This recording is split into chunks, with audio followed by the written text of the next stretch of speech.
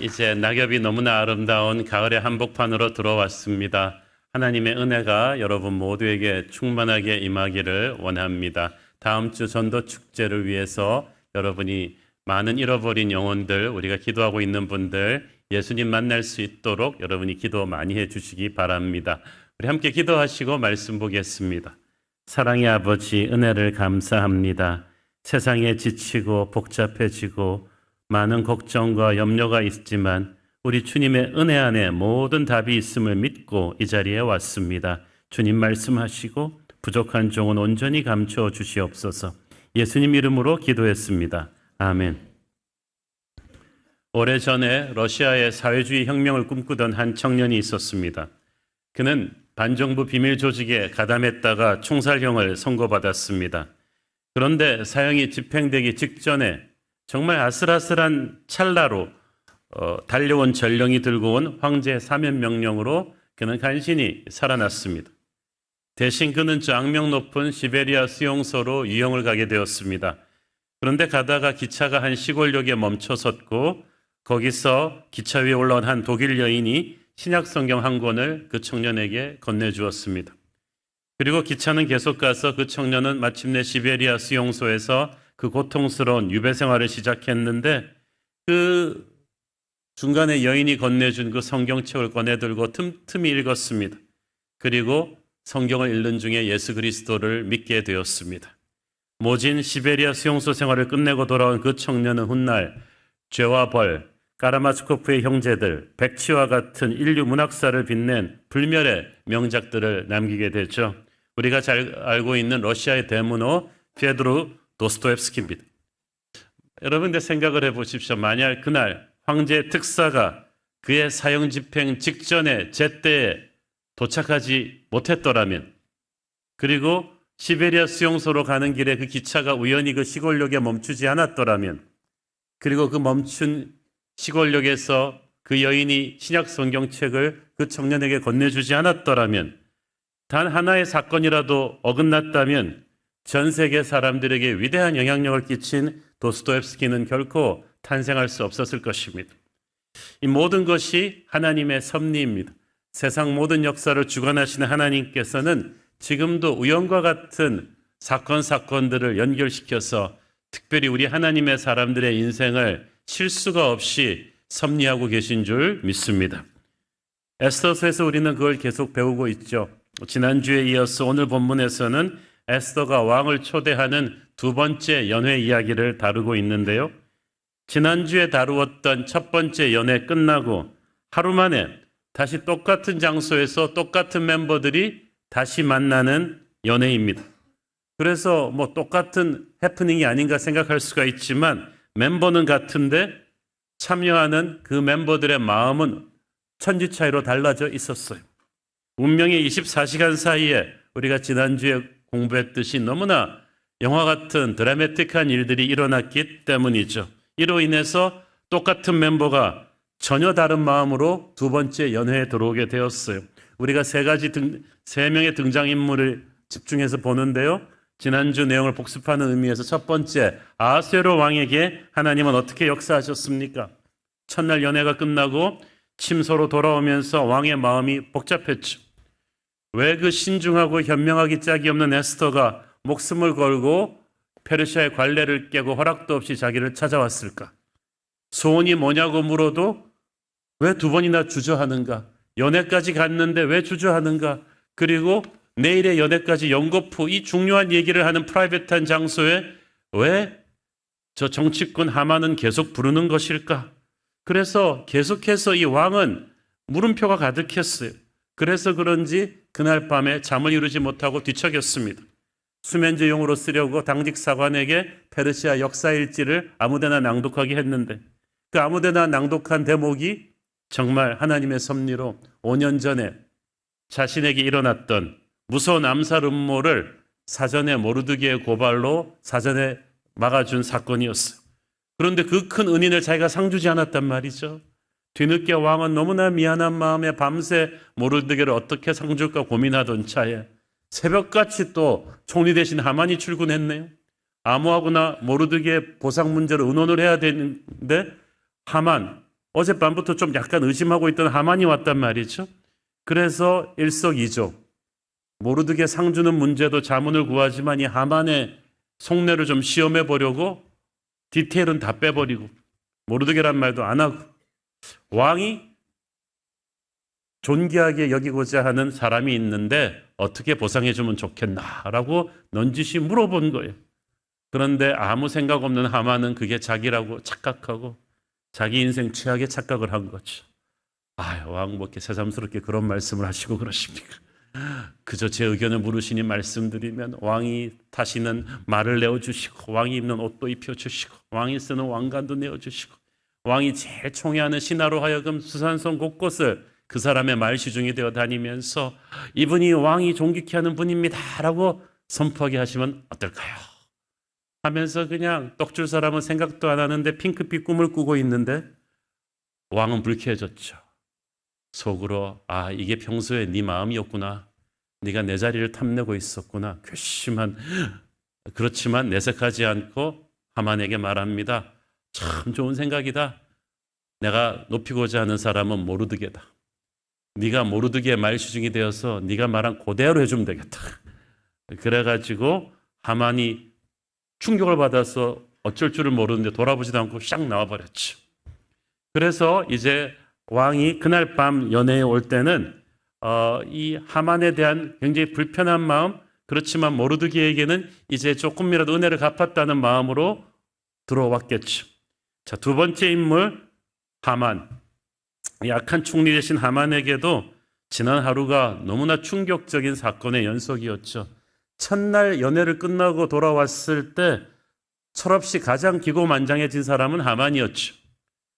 내 인생은 정말 거침이 없구나. 왜 이렇게 모든 게 잘 풀리지? 이방인 아멜렉 출신으로 지금까지 수단방법 가리지 않고 뇌물이면 뇌물, 인간관계면 인간관계, 그렇게 해서 총리 되신 자리까지 올라왔고 그러다 보니까 자기 마음대로 안 되는 게 없었어요. 눈에 가시 같은 모르드게와 유대인들 죽이겠다고 마음먹으니까 적당히 뇌물 쓰면서 구슬리니까 왕도 뭐 그렇게 하라고 도장도 찍어줬죠. 왕후도 이제 자기한테 잘 보이려고 이 프라이빗한 연회에 2번이나 초대하죠. 그러니까 이 하만은 모든 페르시아가 자기 손아귀에 있는 것 같았죠. 그런데 퇴근길에 마침 자기한테 절하지 않은 모르드게가 눈에 거슬렸어요. 그래서 집에 와서 아내랑 의논한 뒤에 밤새 한다는 짓이 내일 내가 왕에게 주청해서 저 모르드게부터 죽이고 봐야겠다.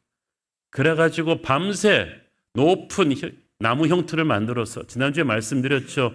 높이가 50규빗 20m가 되는 엄청난 페르시아의 극악한 죄인들을 고통스럽게 처형할 때 쓰는 그 형틀을 밤새 뚝딱뚝딱거리면서 자기 종들에게 자기 후원에다가 한 거죠. 아직 왕이 허락이 나지도 않았지만 이 정도 부탁 좀 왕이 들어줄 것이다 라고 김칫국부터 마시고 밤새 그 작업을 하고 나서 새벽같이 출근한 거예요. 약한 사람은 남 죽이려는 계획을 밤새 하고 그걸 또 부지런히 행하려고 새벽에 출근한 바람에 마침 또 밤새 모르드게를 상주려고 고민하던 왕과 딱 마주친 거지. 그리고 왕이 그의 의견을 물었을 때 하만은 아무 생각 없이 이렇게 저렇게 왕이 누리는 대로 다 해주십시오. 그만 자기 속에 있던 욕망을 드러내고 말았죠. 왕은 청천벽력 같은 말을 합니다. 그래? 그럼 모르드게한테 네가 그렇게 해주면 되겠다. 하만은 뒷골 잡고 쓰러졌지. 그래가지고 본의 아니게 하루 종일 그 드넓은 수상성 곳곳을 모르드게의 말시중이 돼서 다니면서 모르드게를 찬양하는 고함을 쳤으니 여러분 한 6시간만 그렇게 고함치고 다녀보세요. 목이 다 나갔을 거예요. 게다가 수십 년 동안 말만 타고 다니던 고귀하신 분이 하루 종일 걸어 다녔으니 몸이 파김치가 되고 흙 부디버 쓰고 목은 다 쉬고 지칠 듯이 지쳐가지고 퇴근했는데 억울한 상황을 막 토로했더니 듣고 있던 아내와 신복들이 위로는커녕 한다는 말이 아이고 그래요? 그게 사실이라면 이제 당신은 끝이네요. 하만이 기가 차가지고 다시 한번 뒷골을 잡으려는데 문이 쾅쾅쾅쾅 두드리더니 왕이 보낸 마차가 도착한 거예요. 에스더 왕후의 연회에 가실 시간입니다. 그래가지고 하만은 거의 정신없이 옷도 못 갈아입은 채로 거의 끌려다시피 해갖고 그 마차에 타게 되었어요. 결코 하만이 생각했던 24시간이 아니에요. 원래 오리지널 계획은 뭐였어요? 아침 일찍 휘파람 불며 커피 마시고 출근해가지고 왕의 허락을 받아가지고 모르드게 딱 처형해가지고 그냥 속에 스트레스를 딱 푼 다음 오후에는 좀 헬스 좀 하고 그 다음에 사우나도 가고 막 이렇게 해서 몸에 기름도 바르고 그런 다음에 최고의 옷을 입고 왕의 마차를 기다렸다가 파티에 가는 건데 악몽 같은 시나리오가 벌어졌잖아요. 아침부터 오후 늦게까지 자기가 죽이려 했던 모르드게의 시종이 돼가지고 전 수상선의 앞에서 사람들 앞에서 자기가 모르드게의 종 같은 사람이라는 걸 그냥 광고한 셈이 돼버렸어요. 지칠 대로 지친 몸에 수치심에 가득 찬 마음에 정신없이 잔치자리로 끌려왔는데 마차에서 딱 내려가지고 연회장 앞에서 왕과 만났는데 왕이 자기를 보는 눈빛이 예사롭지가 않아요. 하만은 계속해서 엉키고 있는 하루 때문에 불길한 예감이 계속 들고 있는데 이미 자기가 할 수 있는 게 아무것도 없어요. 하나님의 심판의 칼에 딱 걸려든 사람은 어떤 도움도 받을 수 없습니다. 비겁하게 하만의 백업이든 마귀는 지금 뭐 기가 콱 죽여 있죠. 어저께 첫 번째 연애 때 하만이랑 두 번째 연애 때 하만은 같은 사람인데 다른 사람이에요. 세 번째로 우리의 에스더는 지난 하루를 어떻게 보냈겠습니까? 사실 하나님께서는 지난 하루 동안에 아하수에로 왕에게 어떻게 역사하셨는지 또 하만을 어떻게 다루셨는지 에스더에게 다 알려주시지 않으셨어요. 알려주셨으면 에스더도 좀 속이 편했을 텐데 에스더 걱정 마라. 그 두 사람은 지금 죽을 맛이다 이러면서 설명을 해주셨으면 좋았겠는데 말씀 안 해주시고 에스더에게는 하나님만 바라보게 하면서 기도하면서 한 걸음 한 걸음 인도하게 하셨어요. 에스더의 평생이 그랬어요. 또 지난 3일 동안 유대민족과 함께 금식할 때 하나님께서 왕께 나가는 담대함을 주셨고 또 왕을 파티에 초대하라는 아이디어도 주시고 그걸 준비하게 하셨죠. 그리고 왕이 너무 기분이 좋아져가지고 소원을 말하라고 하는데 사실 에스더는 말하고 싶었는데 그걸 누가 막았겠어? 에스더 안에 계시는 성령이 막으신 거예요. 에스더는 너무나 답답하고 불안했을 거예요. 이 변덕이 심한 왕이 마음이 바꾸기 전에 빨리 본론을 말해야 될 것 같은데 성령께서 왜 나를 막으실까? 에스더, 난 나오. 지금은 아니다. 잠깐만 기다려라. 잠깐만 기다려라. 성령의 프롬프팅이 있었기 때문에 에스더는 이해할 수 없어도 하나님을 믿고 순종했겠죠. 그래서 첫날 밤 연회가 끝나고 에스더는 아마 밤을 새워서 하나님 앞에 기도했을 것입니다. 하나님이 그 다음 날까지 또 미루게 하신 데는 이유가 있다고 믿고 기도했고 그 다음 날 아침에 일어나서는 또 둘째 날 연회를 시녀들과 함께 열심히 준비하면서 또 간절히 기도했을 거예요. 여러분, 하나님이 이유 없이 기다리게 하실 때는 거룩한 이유가 있음을 믿고 여러분이 할 일을 하고 계속해서 기도해야 돼요. 에스더가 기도하며 자기 할 일을 하고 있는 동안에 하나님께서는 에스더가 전혀 생각하지도 못한 놀라운 일을 하만에게 또 왕에게 행하시고 계셨던 거예요. 에스더가 모르게 하셨다는 거, 이게 중요합니다. 우리 옛날 CCM 가사 중에 그런 노래 있죠. 나의 등 뒤에서 나를 도우시는 주. 나의 등 뒤에서 나를 도우셨기 때문에 내가 하나님이 어떻게 나를 지금 도와주고 있는지 몰라요. 여러분은 지금 하나님이 여러분을 어떻게 돕고 있는지 모릅니다. 그러나 도우시고 계십니다. 여러분이 성령의 임재 안에 갇혀서 기도하며 움직이고 있는 한 하나님은 지금도 일하지 않는 것 같이 일하시고 계세요. 그리고 에스더가 하루 종일 또 뭘 생각했겠어요? 오늘 저녁이 디데이인데 왕에게 어떻게 말해야 될지를 생각했겠죠. 에스더의 말 한마디에 수많은 사람들의 목숨이 걸려 있어요. 이거 말 잘못했다가는 모든 게 어그러질 수도 있다는 거예요. 그래서 에스더가 계속 기도하면서 자기가 할 말을 리허설하면서 성령의 코칭을 받았겠죠. 그는 선하신 하나님을 믿고 자기가 할 일을 하면서 이 이해할 수 없는 인터미션, 이 하루의 기간을 기다렸어요. 그리고 그 단 하루 만에 성령께서 완전히 다른 판을 만드셨어요. 5년 동안 묻혀있던 모르드게의 이름이 왕의 마음에 축복으로 새겨지면서 만천하에 공개되었어요. 이제 총리 대신이 그의 말시중이 되는, 그래서 왕이과 온 나라가 아는 유명 인사가 이미 되어버렸어. 이미 명분이 다 그에게로 가버렸어. 이제 그 누구도 모르드게를 함부로 건드릴 수가 없게 되었는데, 반대로 지금까지 교활한 처세술로 승승장구했던 하만은 최고의 1급 공무원에서 이건 9급도 아니고 거의 시정급으로 하루아침에 떨어져 가지고 허리 찔렸어요. 휘청거렸어요. 대응책도 없어요, 하만은 이제. 그래서 두 번째 연애로 끌려온 거예요. 한편 왕은 그 하루 동안에 5년 동안 잊고 있던 은인 모르드게에 대한 고마움, 또 하만에 대한 좀 불쾌하고 의심스러운 마음, 에스더에 대한 사랑과 그녀의 소원이 무엇일지에 대한 기대감을 가지고 두 번째 연애에 나온 거예요. 그러니까 또 에스더는 이제 이걸 디데이라고 생각하고 기도하며 비장한 각오로 성령이 주신 지혜대로 승부수를 던져러 나왔어. 그러니까 여러분, 어저께랑 같은 셋업에서 같은 주인공 세 사람이 왔는데 전혀 다른 마음가짐으로 온 거예요. 그러니까 앞으로 펼쳐질 드라마는 어저께랑 좀 전혀 딴판의 것이죠. 어저께 탐색전이었다면 오늘은 메인 게임이에요. 고대 헬라 격언에 한 사람이 같은 강을 두 번 건널 수 없다는 말이 있어요. 강이 변해서가 아니라 사람이 변해서. 지금 그렇거든요. 역사를 주관하신 하나님께서 똑같은 연애인데 하루 만에 완전히 세 사람의 인생에 다르게 역사하셔서 드디어 파이널 무대를 준비하셨어. 영적 전쟁의 시각에서 보면 이건 정말 거의 오케이 목장의 결투 같은, 하나님의 사람 에스더, 악의 사람 하만이 하는데 그 중간에서 이 왕이라는 중립적인 존재를 어떻게 이용하는가에 따라서 승부가 갈리는 거죠. 이 작업을 하나님이 하셨어요. 그러나 결전장이지만 이미 올라오기 전에 승부는 끝난 거죠.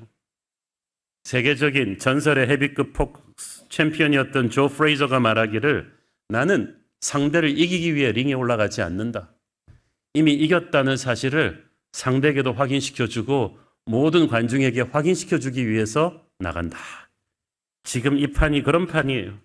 이미 에스더는 이기기 위해 나온 것이 아니라 이미 이겼다는 사실을 주님께서 먼 천하에 확인시켜 주시는 거죠. 거의 확인사살과 같은, 하만은 이미 져가지고 온 거예요.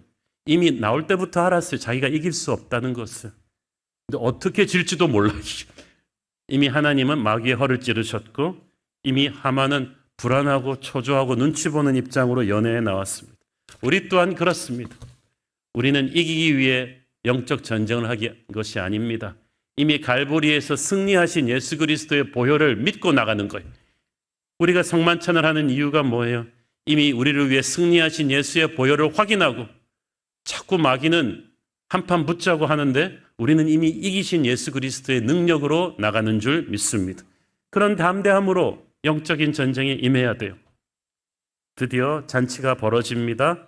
2절에 보니까 왕이 둘째 날 잔치에 술을 마실 때에 다시 에스더에게 소원을 물었다고 했는데, 여기서 마시는 술은 잔치의 마지막에 마시는 거의 디저트와 같은 술을 의미합니다. 원래 만찬 중간에는 왕의 기분을 망치지 않기 위해서 심각한 얘기를 안 하는 게 불문율이에요. 일단 왕이 즐겁게 마시고 만족을 해야 돼요. 그리고 이 술은 디저트처럼 마지막 마무리 한 잔인데 이때를 에스더는 기다리고 있었던 거죠. 여러분, 타이밍을 정말 잘 잡아야 돼요. 성령이 주시는 때였을 거예요.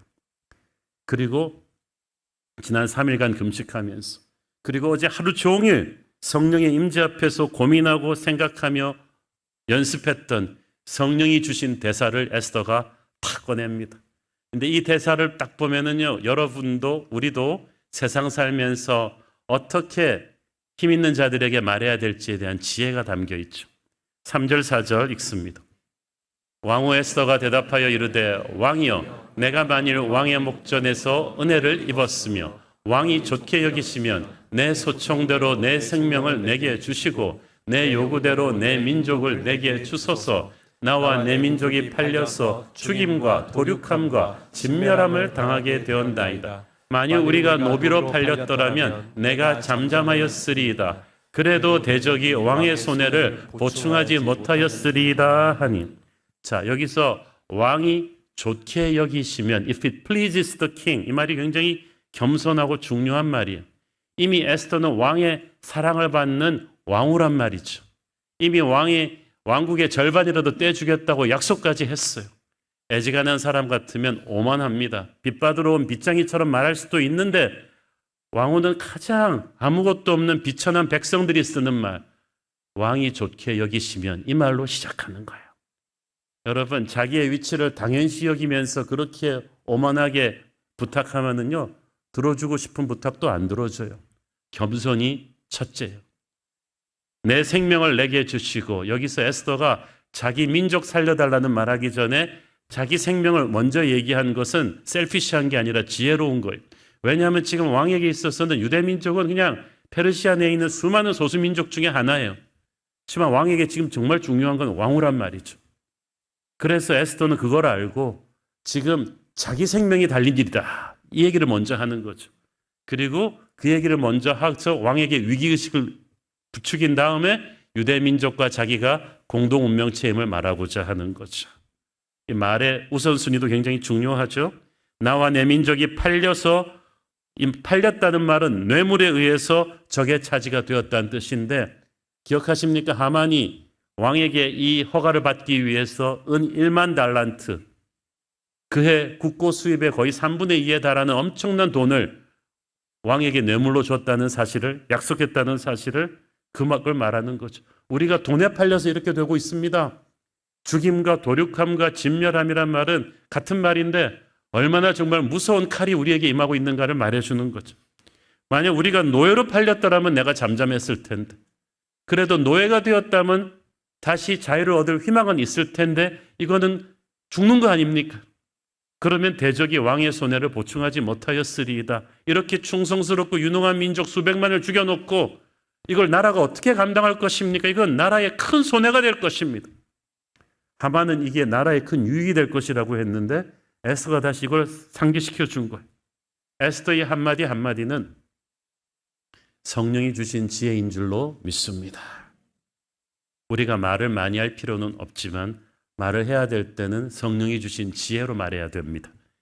잠언 15장 28절, 의인의 마음은 대답할 말을 깊이 생각하여도 악인의 입은 악을 쏟느니라. 에스더와 하만이죠. 하만은 세상적으로 영악할지 몰라도 하나님의 선을 이루는 지혜는 없어요. 그러니까 에스더의 지혜와는 차원이 다른 거죠. 결정적인 순간에 왕에게 가장 필요한 말을 던져서 승부수를 냅니다. 여러분, 중요한 말을 할 때 늘 기도하며 하나님의 지혜를 구하기를 바랍니다. 왕이 이 말을 들으면서 여러분 아하수에로의 심리 상태가 어떻겠어요? 그때까지 왕은 에스더가 유대인이라는 사실을 전혀 몰랐어요. 그래서 에스더가 내 민족 그럴 때 깜짝 놀랐죠. 왕후의 민족이 누구지? 왕후가 순수 페르시아 혈통이 아니란 말이야?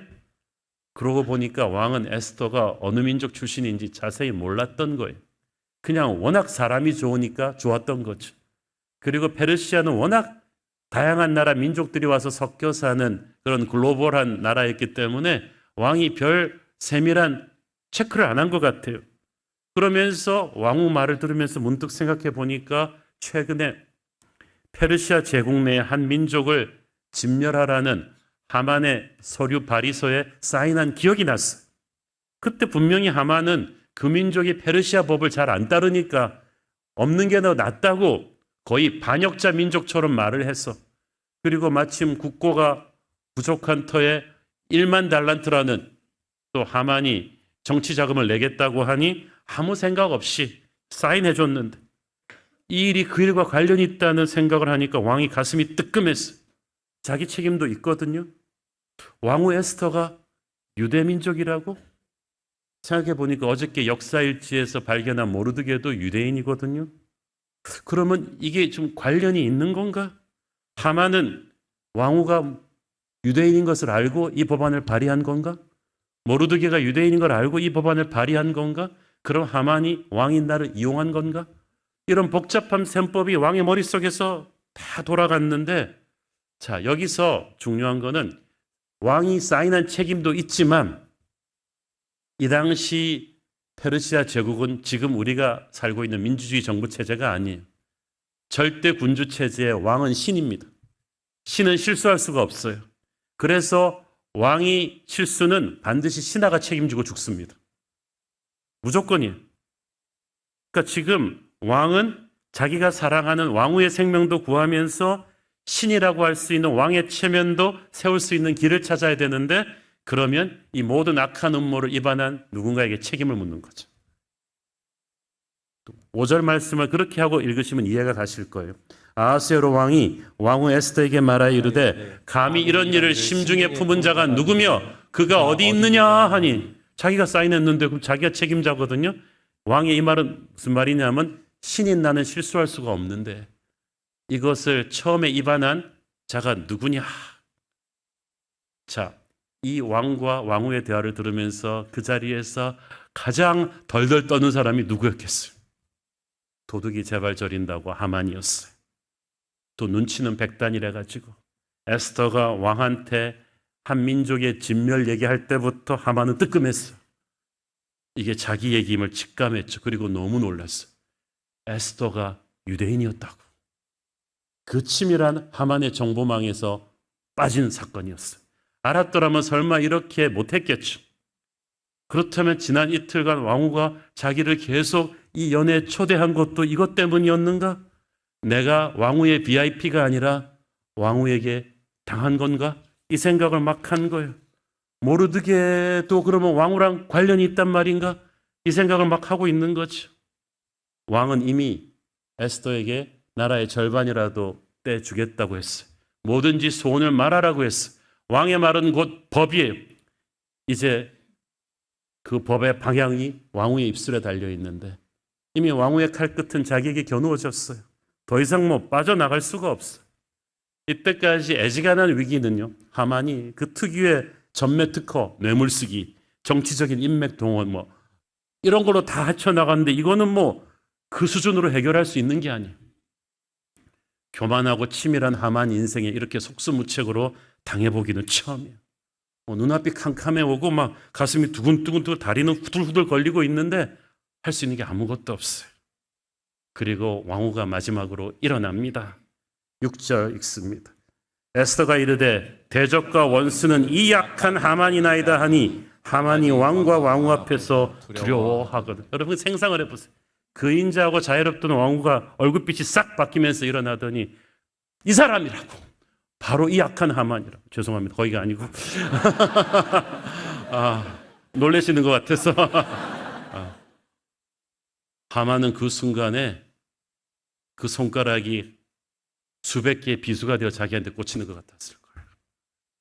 하늘이 노랗다는 게 이런 뜻이죠.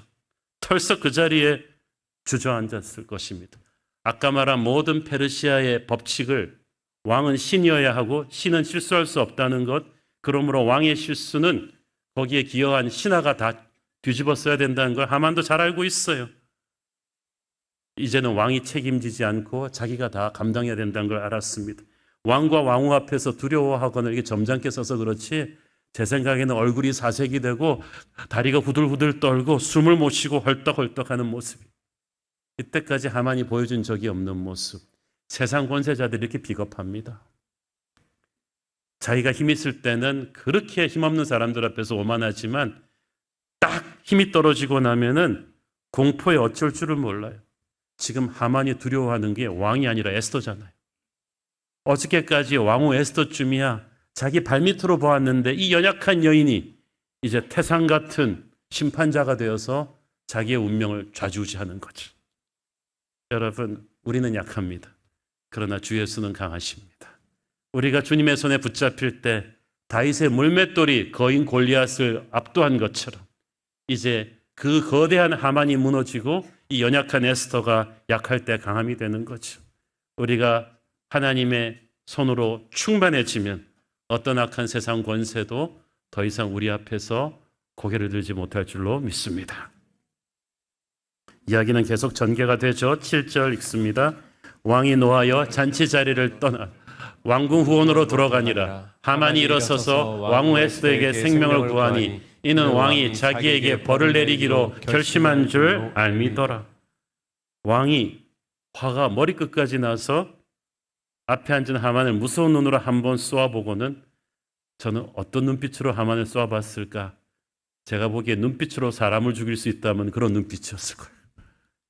그대로 자리를 박차고 후원으로 나가버렸어요. 너무 화가 나니까 왕도 자기 감정을 추스리지 못하고 좀 캄다운 하려고 후원으로 나간 것 같아요. 왕은 얼마 전에 자기가 아무 생각 없이 사인한 한민족 대학살 계획안에 왕후까지 포함되어 있을 줄은 정말 꿈에도 몰랐어요. 그리고 자기 생명을 구해준 모르드게까지 포함되어 있을 줄 꿈에도 몰랐어요. 하만도 모르고 한 일이에요. 에스더 왕후가 유대인인 줄 모르고 한 일이에요. 하지만 왕은 달랐죠. 의심의 눈으로 딱 보니까 하만이 이거 다 알고 한 일 아닌가? 자기가 가장 믿었던 신하에게 자기가 이용당했다는 생각, 배신감이 막 엄청나게 올라오는 순간입니다. 자리를 박차고 나가는 왕을 보면서 하만은 비로소 현타가 딱 온 거죠. 내가 이 왕이 얼마나 무서운 사람인 줄 모르고 있었구나. 아하스웨로 왕, 페르시아 역사에 나오는 무서운 인물 아닙니까? 제가 말씀드렸죠. 그 최측근 신하가 전쟁에서 자기 아들 좀 빼달라고 그랬더니 그 아들을 그 자리에서 두동강이 낸 다음에 그 시체를 밟고 군대가 나가게 했던 왕이에요. 바다 물결이 군대가 출항해야 되는데 말 안 듣는다고 잠잠하라고 말채찍으로 한나절을 후려갈겼던 불같은 성정의 왕입니다. 아무도 믿지 않고 최측근 신하들끼리 경쟁시키는 그런 무시무시한 왕이었는데 하만이 내가 그런 무서운 왕을 내 손아귀에 있다고 착각했구나. 딱 온 거예요. 바보가 아닌 이상 이 왕의 살기에 가까운 분노를 못 느낄 리가 없고 이미 왕은 자기에게 극형을 내리기로 결심했던 걸 알았어. 절망감에 사로잡힌 하만의 살 길은 유일하게 하나. 왕후 에스더에게 달려가서 살려주십시오. 에스더의 옷깃을 잡고 매달리는 거였어요. 그런데 그게 하만의 마지막을 장식하고 말았죠. 하필이면 매달려가지고 8절 읽습니다. 왕이 후원으로부터 잔치 자리에 돌아오니 하만이 에스더가 앉은 책상 위에 엎드렸거늘 왕이 이르되 저가 궁중내 앞에서 왕후를 강간까지 하고자 하는가 하니 이 말이 왕의 입에서 나오매 무리가 하만의 얼굴을 싸더라. 자, 참고로 페르시아의 거의 걸상으로 번역됐는데 저런 걸상이 아닙니다. 여러분 페르시아 연애 보셨죠? 이 긴 소파 같은데 리클라이닝 하는 거예요. 누워 있다시피. 그리고 페르시아의 여자의 왕후 옷은 길어요. 옷감이란 말이에요. 그러니까 하만이 에스더에게 가서 자비를 구하면서 옷을 붙잡고 엎드리려면은 이상한 모양이 나오는 거죠. 그런데 왕이 들어오면서 딱 그걸 보는 순간에 폭발했어요. 네가 이 상황에서 감히 궁중에서 왕후를 겁탈까지 하려고 하느냐. 근데 사실은 그건 아니죠. 하만이 아무리 바보라도 지금 이 상황에서 그런 짓을 하겠어요? 그런데 왕은 알았지만 지금 하만에게는 없는 죄라도 뒤집어 씌워야 돼요. 그렇죠? 그래야 하만을 최악의 인간으로 만들어야 이 심판의 명분이 쓰잖아요. 그리고 다 알아요. 사실이 아니더라도 왕의 입에서 그 말까지 나왔을 땐 어떻다는 것을. 신하들이 즉각 하만의 얼굴을 쌌다고 했죠. 이거는 선물 포장하는 게 싸는 게 아닙니다. 그 당시 페르시아에서 사형수를 처형할 때 마지막에 얼굴에 2건 씌우는 거예요. 그러니까 다 알아요. 이미 처형은 당연한 것이고 이제 어떤 방법으로 죽일 것인가만 남았는데 하만이 그만 자기 자신이 그 방법을 결정해주고 말았어요. 9절 있습니다. 왕을 모신 내시 중에 하르보나가 왕에게 아뢰되 왕을 위하여 충성된 말로 고발한 모르드게를 달고자 하여 하만이 높이가 50규빗 되는 나무를 준비하였는데 이제 그 나무가 하만의 집에 선나이다. 왕이 이르되 하만을 그 나무에 달라 하매 이 왕의 최측근 내시가 왕의 분노에다 불을 부었죠. 하만이 모르드게를 처형하기 위해서 밤새 열심히 지은 그 나무 형틀, 높이 20m의 그 나무 형틀에 그런데 그거 하루 전에 한 일인데 그걸 왕의 내시가 어떻게 알았겠어요? 지난주에 언급한 대로 첫날 밤 연회에서 오면서 왕이 하만에 대한 의심으로 하만에 대한 조사를 명령했을 거라고 제가 말씀드렸죠. 그러니까 그날 밤부터 하만의 집에는 왕이 보낸 감시자들이 쫙 깔렸어요. 그런 줄도 모르고 하만이 모르드게 죽이겠다고 밤새 공사하는 정보가 벌써 딱 들어간 거지. 그리고 이제 이 사실을 왕한테 보고해야 되는데 언제 보고해야 되나 기회를 엿봤겠죠. 왕이 잔치에서 기분 좋을 때 할 수는 없잖아요. 그런데 바로 이 상황이 벌어지니까 이 최측근 내시가 바로 이걸 보고한 거예요. 그것도 어떻게 보고합니까? 사람이 어다르고 아다른데 마침 정확하게 말해줬어요. 왕을 위하여 충성된 말로 고발한 모르드게를 죽이려고 하만이 형틀을 만들었어요. 이야, 기가 막힌 말입니다. 왕이 지난 밤 동안의 말이죠.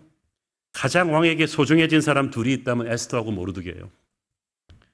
지난 하루 동안에 왕의 뇌리 속에 가장 많이 박힌 이름이 모르드게란 말이죠. 내 생명을 구해줬는데 내가 이 사람한테 아무것도 못 해줬구나. 그 생각만 하루 종일 하고 있는데, 그래서 새벽같이 출근한 하만한테도 모르드게 높이라고 했는데, 그런 모르드게를 하만이 죽이려고 그런 극악한 형틀까지 만들었어. 미운 놈은 미운 짓만 골라서 하는구만.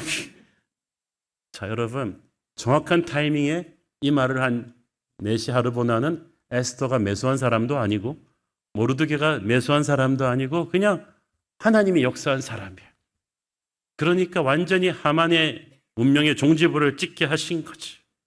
원래 정석대로라면 그래도 일국의 총리 대신인데 이렇게 화급하게 처리할 수가 없어요.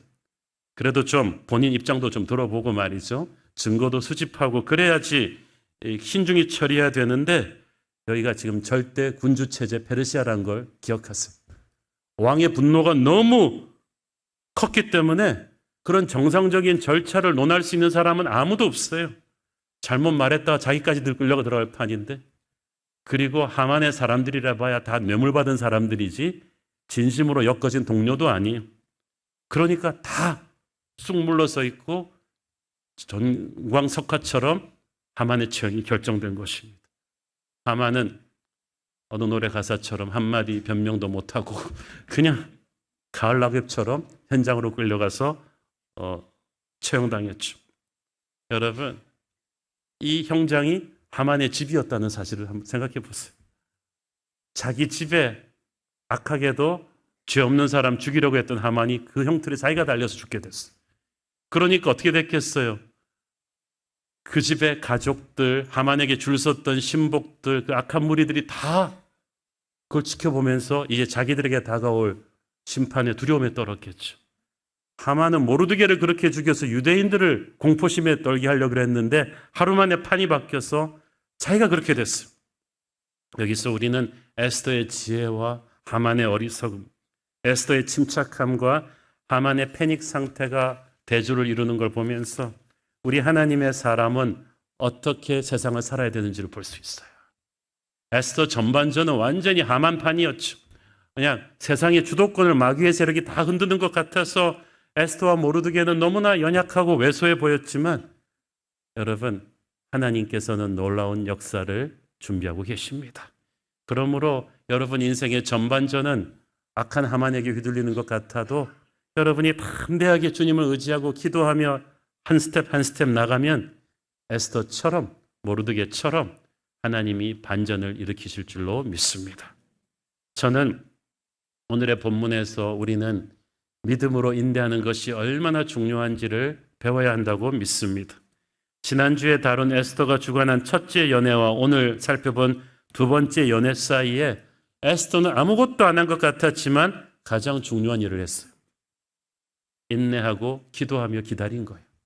그래서 하나님이 역사하실 수 있는 24시간을 드린 거예요. 쉬운 것 같지만 보통 어려운 일 아닙니다.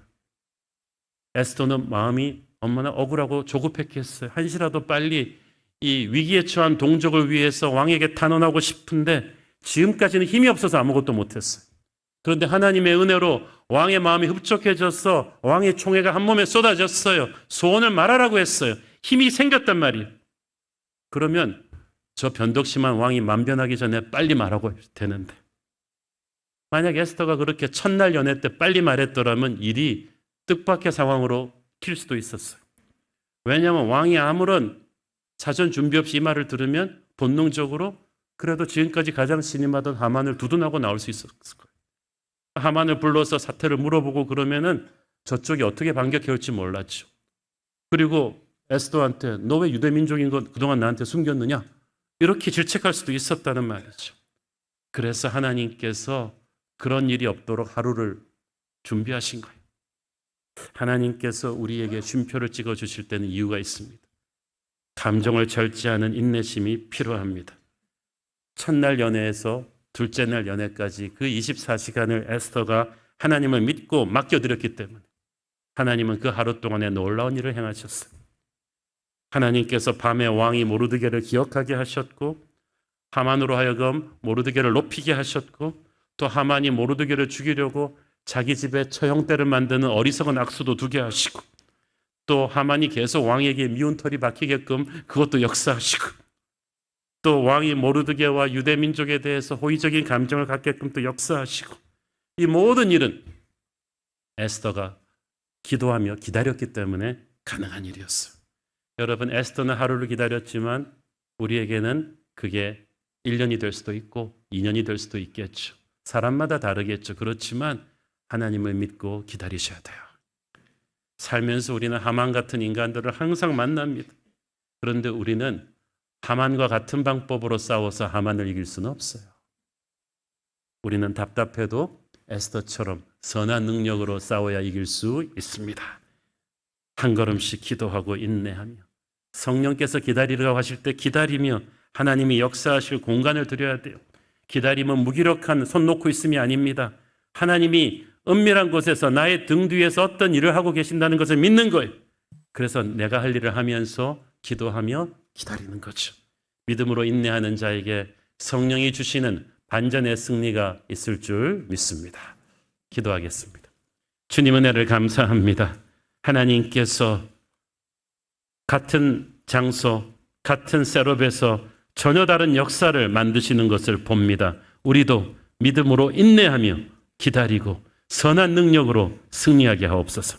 예수님 이름으로 기도했습니다. 아멘.